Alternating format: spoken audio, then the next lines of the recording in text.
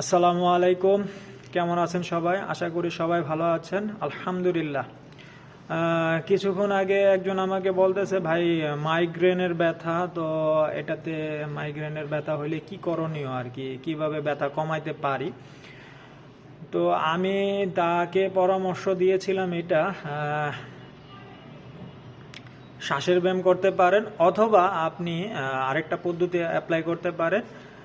যে পদ্ধতিটা এরকম, আপনার রুমটা অন্ধকার করে রাখেন, একটা পাত্রের গরম পানি রাখেন, সেই গরম পানিতে আপনি পাটা ভিজিয়ে রাখবেন, রুমটাকে অন্ধকার করে রাখবেন, দেখবেন আপনার মাইগ্রেনের ব্যথা কমে গেছে। আরেকটা হলো আপনার যেটা শ্বাসের ব্যায়াম, আপনি শ্বাসের ব্যায়ামটা কন্টিনিউ করেন, প্রতিদিন করার চেষ্টা করেন। 3টা শ্বাসের ব্যায়াম, একটা হলো ইকুয়াল ব্রিদিং, আরেকটা হলো হামিং ব্রিদিং, আরেকটা হলো আপনার 4-4-6 4-4-6। হ্যাঁ, তা আমরা সাধারণত 4-7-8 করি না, আপনারা 4-4-6 করবেন। 4 সেকেন্ড সময় নিয়ে টানবেন, 4 সেকেন্ড রেখে দিবেন, আবার 6 সেকেন্ড সময় নিয়ে শ্বাসটা ছাড়বেন। আর এটা হলো হামিং ব্রিদিং। এটা হামিং ব্রিদিংটা কিভাবে করবেন?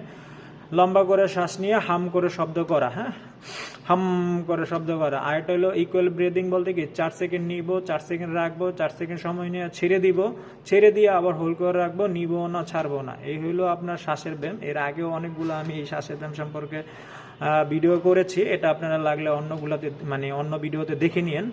আরেকটা হইলো আপনার যেটা বলতেছিলাম বারবারই, অন্ধকার রুমে আপনি গরম পানির পাত্রে পা রেখে দিবেন। হ্যাঁ, এটাতে আপনার তাৎক্ষণিক এই মাইগ্রেনের ব্যথাটা কমে যাবে ইনশাআল্লাহ। আসসালামু আলাইকুম, ভালো থাকবেন সবাই, আলহামদুলিল্লাহ।